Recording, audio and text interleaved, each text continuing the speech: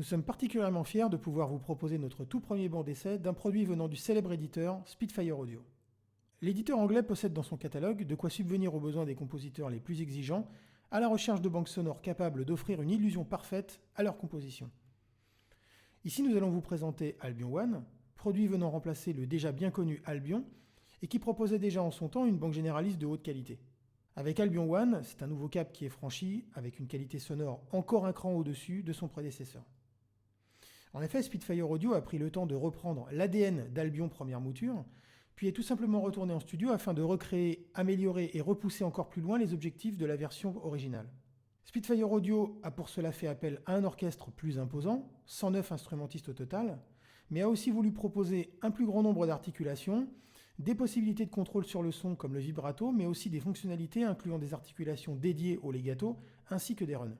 Mais rentrons dans le vif du sujet et regardons ce que propose Albion One.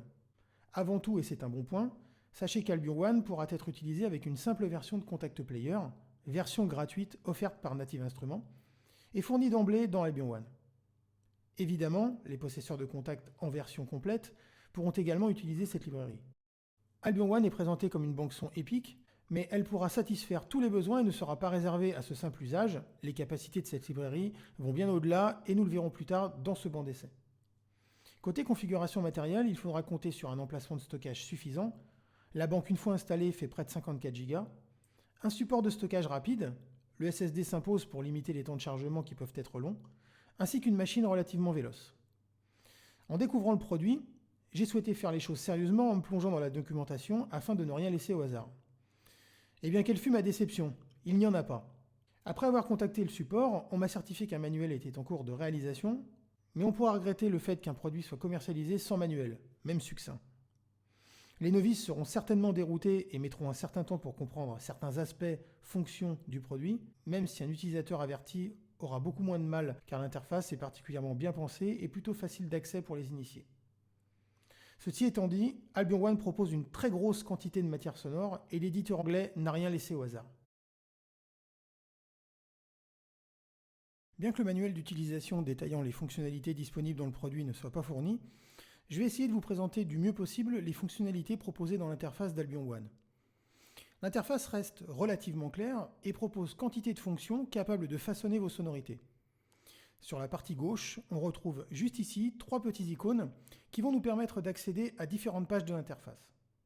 La première page va concerner le positionnement global du mix, qui va nous permettre de changer la proximité d'écoute via ce curseur qui se trouve juste ici.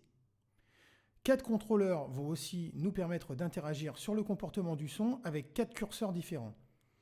Dynamics qui sera géré par la molette de modulation de votre clavier de commande, Vibrato qui va lui affecter le vibrato des échantillons déclenchés, Lush Verb qui n'est autre qu'une reverb vraiment qualitative qui pourra être ajustée via ce curseur en particulier, et Expression qui ajustera le volume global de l'instrument joué. La seconde page va nous permettre d'ajuster le mix des micros utilisés pour enregistrer la banque sonore d'Albion One. Le Mic Mix offre 4 positions que l'on pourra mixer, activer, désactiver à souhait. C pour Close, T pour Tree, A pour Ambient et O pour Overall. Juste au-dessus de cette section, on retrouvera 4 petits icônes. Le premier permettra d'ajuster la vélocité, le second d'ajuster la largeur stéréo ainsi que le pan. Le troisième, qui représente 2 petites croches, reste encore énigmatique. Sans manuel, malheureusement, impossible de savoir quelle est sa fonction. Et l'icône de la petite disquette permet de sauvegarder, mais aussi de rappeler des réglages spécifiques. La section Options, juste à côté, permet d'accéder à quelques presets qui ajusteront automatiquement des réglages prédéfinis. On pourra également y transposer nos sonorités et utiliser des CC Maps de vélocité. La section suivante, c'est celle dédiée au round robin et au legato. Rien de vraiment nouveau de ce côté-là, mais pour ceux qui ne sauraient pas ce qu'est le round robin, sachez que c'est une façon de déclencher une autre version d'un même échantillon, d'une sonorité à chaque fois que vous jouerez la même note. C'est ainsi que l'on va reproduire plus fidèlement le jeu d'un instrumentiste et obtenir un résultat bluffant. La dernière section concerne les contrôleurs. Ils sont au nombre de 6. Dynamics pour jouer avec la molette de modulation de votre clavier, Vibrato pour modifier le vibrato de l'instrument.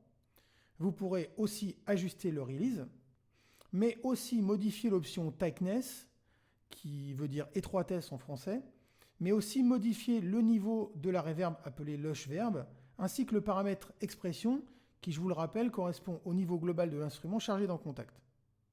Troisième et dernière page, est certainement la plus intéressante et qui donne un véritable plus à cette banque son, ostinatum. Alors de quoi s'agit-il réellement? Qui dit ostinatum dit ostinato, et ce mot fait évidemment référence à un procédé très utilisé en écriture et qui a pour objectif de répéter obstinément une forme rythmique, mélodique ou harmonique. Cet outil est vraiment redoutable d'efficacité et va permettre non seulement de gagner du temps en édition dans votre dos, mais aussi d'obtenir un résultat qui sera vraiment de qualité. Dans la partie droite de la fenêtre, on retrouve deux portées. Dans celle du haut, on va pouvoir insérer des valeurs de notes, celles qui se trouvent au-dessus.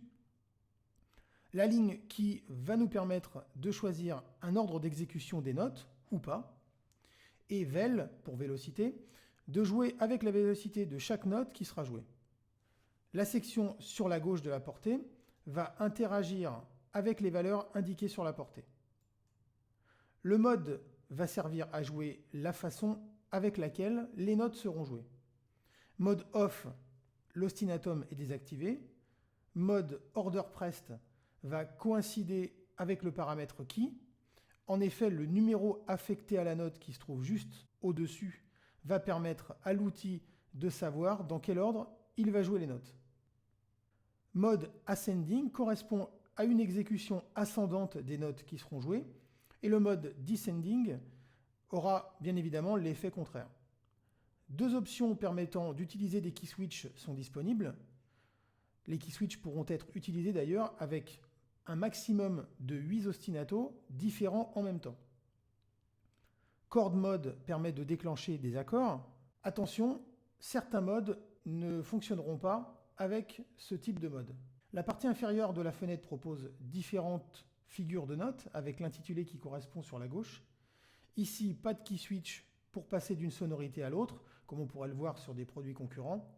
Peut-être qu'il existe un moyen de pallier à ce manque, mais sans manuel, encore une fois, c'est une question auquel je ne pourrais pas répondre. Regardons un peu comment tout cela se comporte. Ici, je vais créer mon ostinato en sélectionnant les figures rythmiques de mon choix et jouer quelques exemples. Alors, on va commencer par une petite sélection de figures rythmiques. Ici, on voit que j'ai 4 notes d'insérer avec l'ordre des notes ici que je peux sélectionner. Ici, je suis en mode off, donc si je joue sur mon clavier, rien ne se passe. Mais par contre, si j'active le mode suivant, par exemple order pressed, si je ne joue qu'une seule note, ça va donner ça.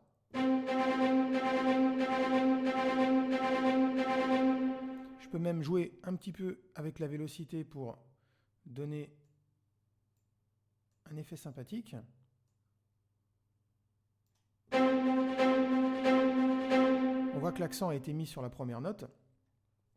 Par contre, j'ai la possibilité de jouer plusieurs notes, ici en changeant l'ordre de mes notes et en utilisant justement le mode order pressed. C'est-à-dire que si je joue Do, Ré, Mi, Sol par exemple, très rapidement en faisant comme si je voulais jouer un accord,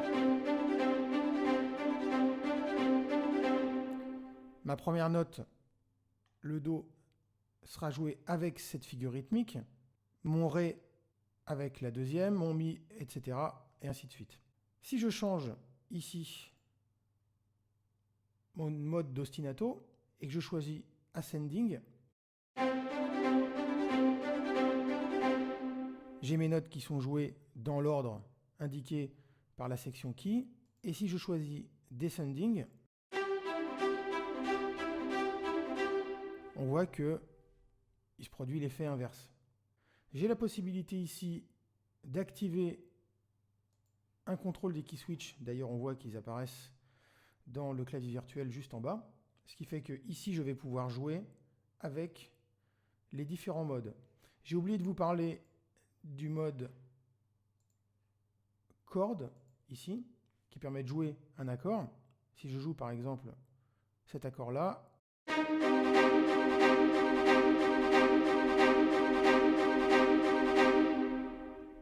On voit que mon accord suit ici les figures rythmiques que j'ai insérées dans mon ostinatum. Ici, le contrôle du key switch, si on joue, ça permet de passer d'un mode à l'autre. On voit ici que, en ayant joué cette note, j'ai désactivé mon mode.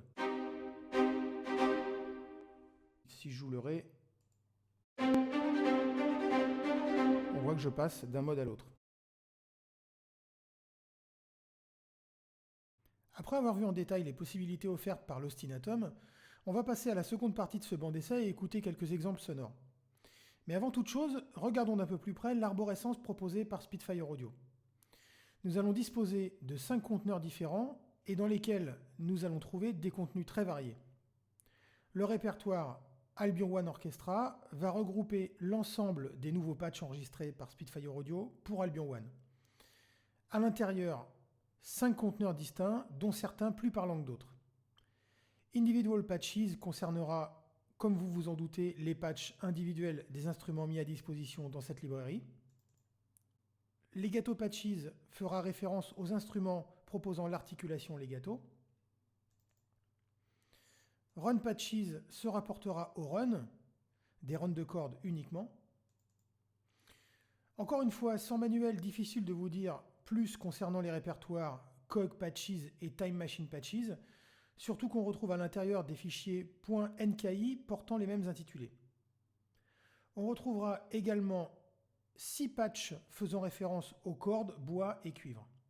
Ces patchs sont en quelque sorte de super patchs dans lesquels vous retrouverez différentes articulations en fonction de la nature sonore que vous aurez sélectionnée. Mais écoutons quelques exemples.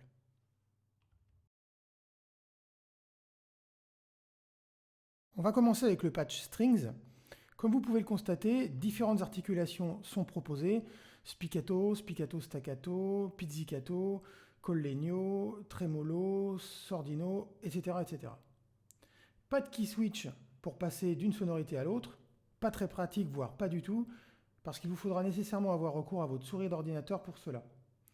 On va écouter ce que ça donne avec la configuration de micro de base, puis on rajoutera un ou deux micros pour voir la différence.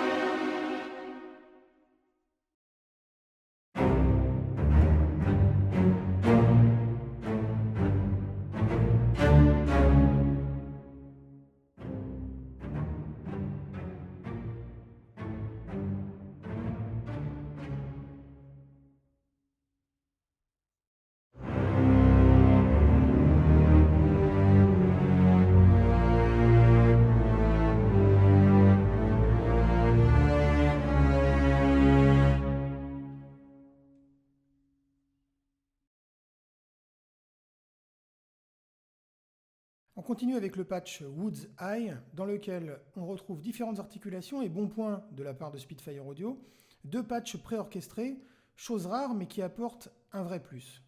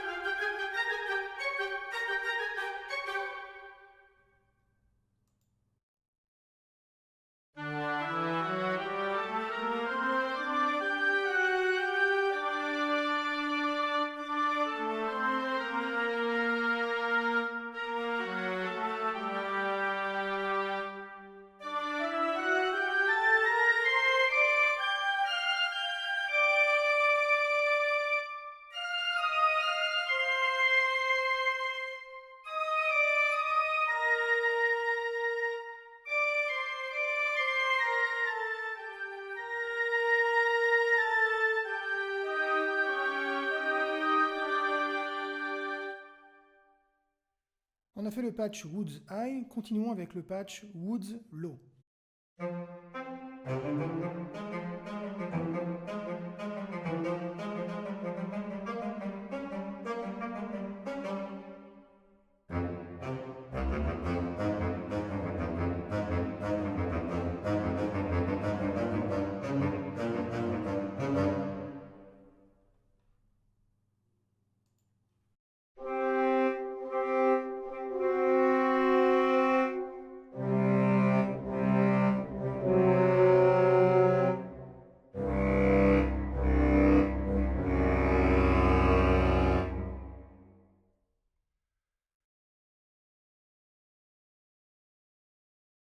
Passons au cuivre avec le patch Brass High. Là encore, on retrouve des patchs préorchestrés qui permettront de gagner du temps.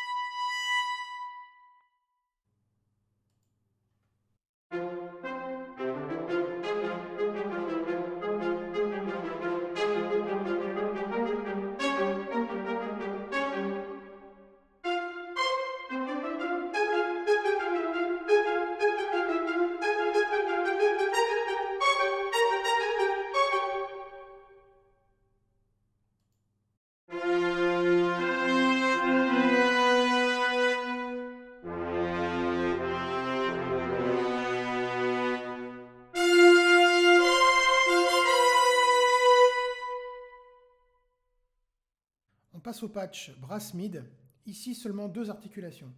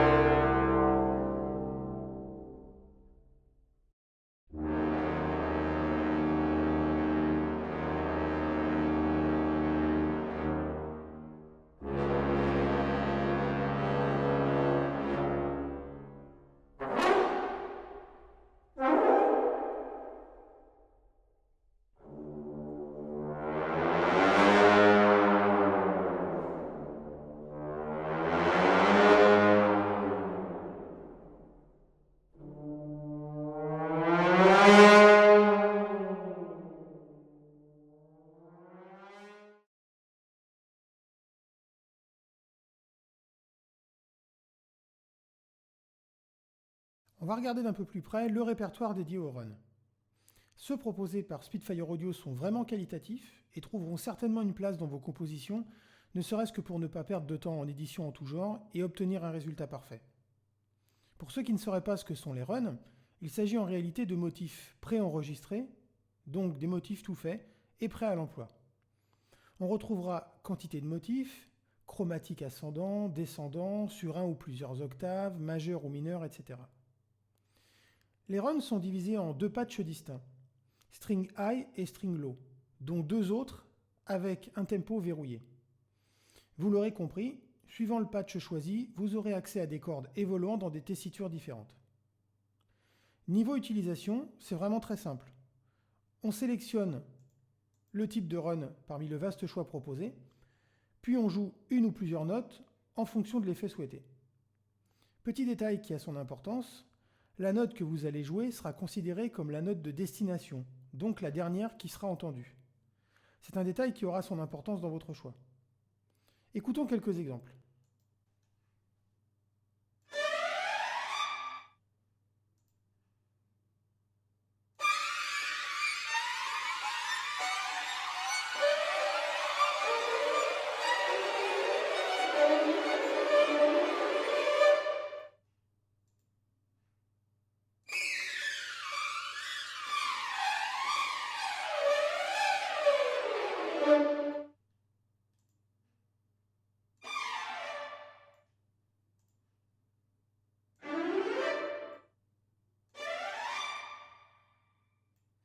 Sachez qu'il sera également possible de déclencher plusieurs runs de nature différente simultanément, tout simplement en maintenant la touche majuscule de votre clavier d'ordinateur et en cliquant comme ceci sur les runs de votre choix, mais aussi et surtout les synchroniser au tempo de votre projet en cochant l'option suivante juste ici. Sync to tempo. On va écouter ce que ça donne. Après avoir entendu quelques exemples, sachez que les sonorités disponibles individuellement dans les 4 multis qui se trouvent juste ici pourront être retrouvées individuellement dans le répertoire Individual Patches, pratique donc pour ne pas charger inutilement des éléments qui monopoliseraient des ressources sur votre machine.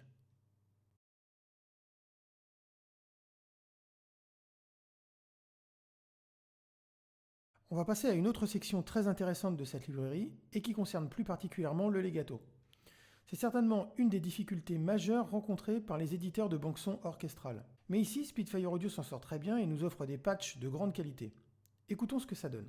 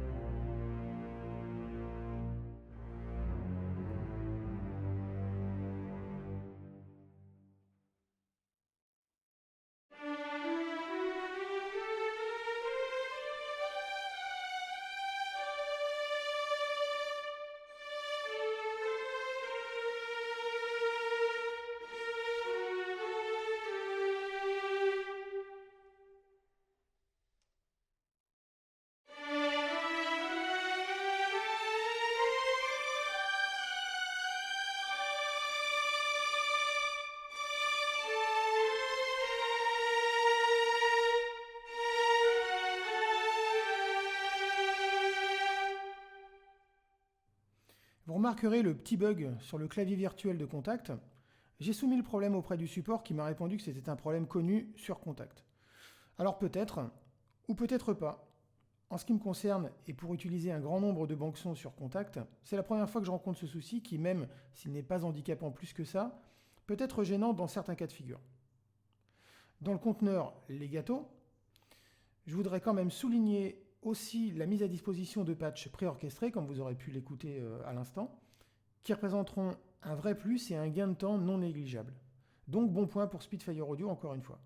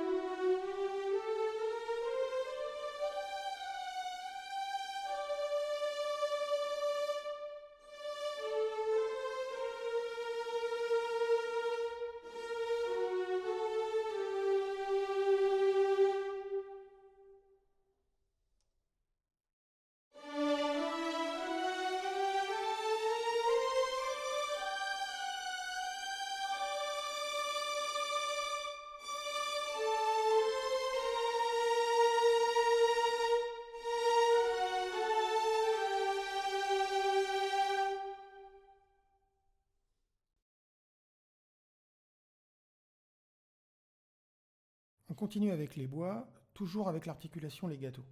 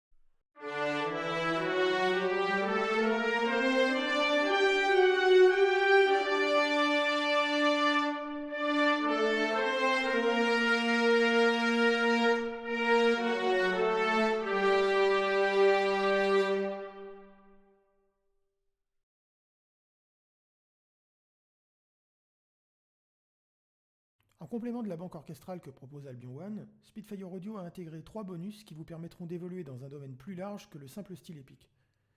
Brunel Loop propose des instruments plutôt orientés sonorités percussives, alors que Darwin sera quant à lui vraiment spécialisé dans ce domaine uniquement. Stephenson Steamben vous offrira des sonorités de synthé, de pads atmosphériques et d'effets. Outre les nombreuses sonorités proposées d'entrée de jeu, ces outils vont vous permettre de bénéficier de moyens de création sonore très évolués et capables de pousser assez loin le travail de votre matière sonore. Encore une fois, Spitfire Audio a développé Stephenson Steamben sur son moteur maison eDNA, tout comme Brunel Loop. On retrouve sur l'interface les 2 banques distinctes que sont A et B, avec cette partie juste en dessous dédiée à ces banques. On remarque d'ailleurs la division en deux des 2 sections. Juste en dessous, on retrouve le Crossfade Mix, sorte de fonction permettant de mixer comme bon vous semble les 2 sonorités, un peu à la façon d'un DJ, ce qui offre des possibilités très intéressantes à l'usage. On pourra jouer avec la vitesse d'exécution du crossfade, mais aussi jouer avec son niveau. Juste en dessous, on retrouve un gate sequencer avec différentes possibilités d'ajustement, comme par exemple le volume du gate, mais aussi 2 fonctions smooth in et smooth out, particulièrement intéressantes elles aussi. Évidemment, le gate sequencer peut être ajusté comme vous le souhaitez. Détail important, toutes les fonctions de l'interface sont automatisables. Un peu plus bas, on retrouve un choix très intéressant d'effets présentés sous forme de rack. Ici, on retrouve MasterFX, BayFX, BayFX A et B, AuxFX et MotorFX. Pour affecter un effet, c'est très simple. On clique, quand on est sur l'interface principale, sur le bouton FX et Motor. On sélectionne l'effet de son choix dans les différentes catégories disponibles juste ici. Puis, on sélectionne un effet en particulier, comme ceci. Ensuite, il suffit tout simplement de cliquer sur le bouton Fav et de sélectionner l'option Attach to Dashboard. Ainsi, l'effet sera disponible sur l'interface principale. Il faut savoir que si vous souhaitez détacher un effet, rien de plus simple, vous recliquez sur le bouton Fav et vous sélectionnez Detach from Dashboard. Après cette courte présentation, écoutons quelques exemples piochés dans les 3 bonus mis à disposition par Spitfire Audio dans Albion One.